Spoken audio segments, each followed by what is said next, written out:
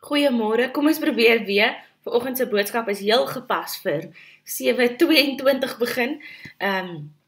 Ons is besig met 'n reeks wat ons sê, wat is die dinge wat ons vreugde steel? En vanoggend het alles net de mekaar gegaan met al ons tegniese goeders. Ek het die intro wou nie werk nie, alles het net holderste bolder gegaan, en dan dink ek, dalk is daar 'n rede, hoekom alles vanoggend de mekaar gegaan het, want nou kan ons behoorlik praat oor bekommernis. Gaan ons onsself nou hier oor bekommer, of gaan ons rustig wees en ontspan en weet dat die Here alles ten goeie laat meewerk?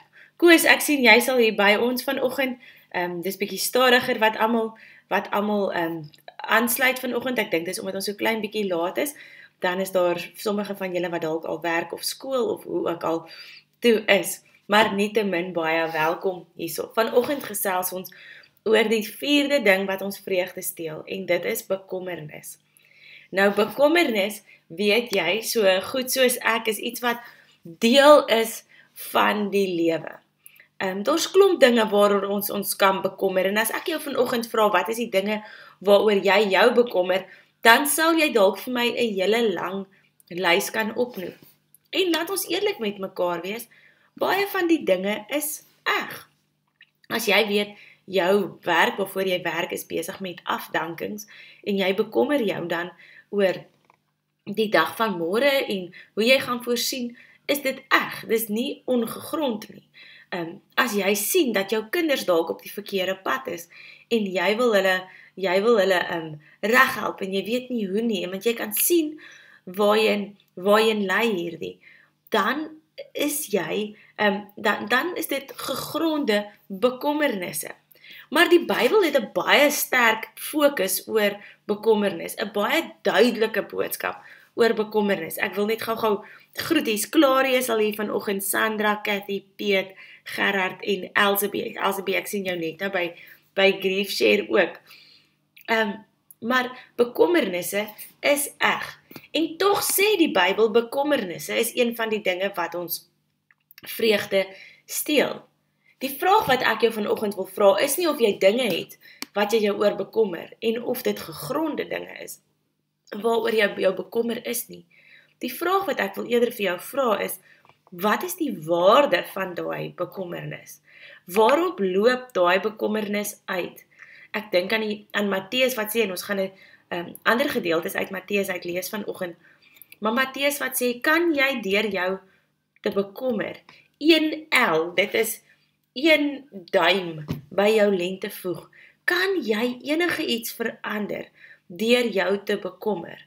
Of gaan jy kies om op jou geloof te staan? Jy sien, dis een ding wat ek leer in die Bybel ook, is dat bekommernis is in effek 'n keuse wat ons maak. 'n Keuse tussen, gaan ek na die woord van die Here luister, gaan ek in geloof leef, gaan ek my bou op die stewige rots van sy woord, of gaan ek dat die bekommernis van die lewe my oorweldig? Iemand sê bekommernis is soos om jou motor buitekant te staan en ref. Jy maak 'n baie groot geraas, maar eintlik kom jy nêrens nie. Nou, jy weet dat ons oor die afgelope tyd elke keer vir mekaar vra, okay, so as dit is wat ons vreugde steel, wat is die teenmiddel? En ek het 'n paar teksgedeeltes saamgebring oor bekommernis, maar die eerste een wat ek vir jou wil lees is Filippense 4:6. Jy het geweet, ek gaan hierdie een lees vanoggend. Moet oor niks besorg wees nie, maar maak in alles julle begeertes deur gebed en smeking en met danksegging aan God bekend. So ek sien die Bybel sê, dis 'n opdrag. Elke keer is dit, moenie bekommerd wees nie, moenie bekommerd wees nie. Soveel keer in die Bybel staan dit, moenie bekommerd wees nie, maar, en hier's die teenmiddel, bid, maak julle begeertes deur gebed en smeking, en ek dink hierdie is belangrik om vanoggend te hoor, en met danksegging aan God bekend. Met danksegging, met dankbaarheid. Jy sien, Paulus sê amper dat dankbaarheid die teenmiddel is vir bekommernis. As ons op 'n plek kan kom waar ons ten spyte van al die dinge in ons lewe weer kan vra, maar waaroor kan ons dankbaar wees, dan is ons in staat om bekommernis teen te staan.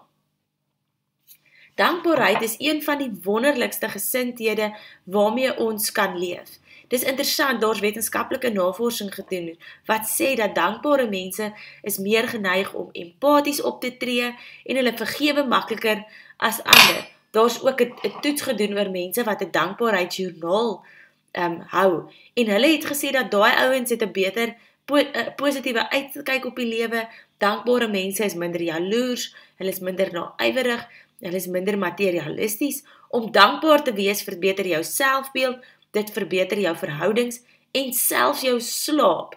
Dit klink vir my asof as dankbaarheid in 'n pil voorgekom het, ek daai pil sou gekoop het.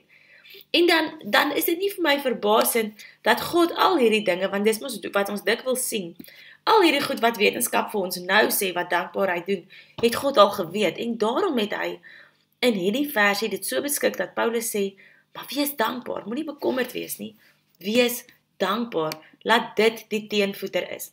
Ek wil nog so 2 gedeeltes vir jou lees vanoggend. Die ene is Spreuke 12 vers 25 wat sê, bekommernis druk 'n mens neer.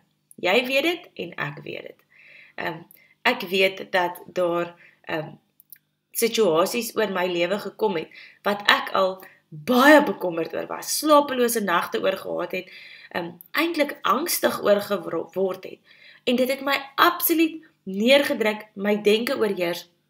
Ek was die hele tyd besig om my denke om te beklei en om planne te probeer beraam en om besig te probeer wees om hierdie op te los.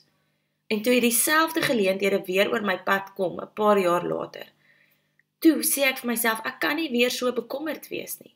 Ek kan nie weer daar gaan waar ek was nie, want God het alles ten goeie laat meewerk, toe ek so verskriklik bekommerd word. Kom ons wees eerder mense met 'n vriendelike woord, mense wat 'n vriendelike woord teenoor onsself ook het, mense met dankbaarheid, wat die wêreld rondom ons opvrolik. En dan die laaste gedeelte wat ek vir jou vanoggend wil lees, is Matteus 6 vers 34, wat sê, moet julle nie oor môre bekommernis nie. Elke dag, want môre bring sy eie bekommernis. Elke dag bring genoeg moeilikheid van sy eie. Ek het nou die mekaar geraak met my teksgedeeltes. Hier is die laaste een wat ek vir jou wil lees. Dit gaan oor die gelykenis van die saaier. En hier word die krag van die woord met die bekommernis van die lewe vergelyk. En ek dink dit is nodig dat ons dit vanoggend ook hoor. Wat daar gepraat word van die saad van die woord was gesaai op harte. Onthou jy die gelykenis van die saaier? Hy sê, maar die man by wie daar tussen onkruid gesaai is hy wat die woord hoor, maar die bekommernis van die lewe en die verleidelikheid van rykdom verstik die woord en dit bly sonder vrug. So bekommernis het die manier om die krag van die woord en die krag van die waarheid in ons lewe te steel. Ek wil jou vanoggend uitnooi en ek wil saam met jou hierdie uitdaging aangryp om te sê, kom ons kies vrede, kom ons kies vreugde, kom ons kies dankbaarheid.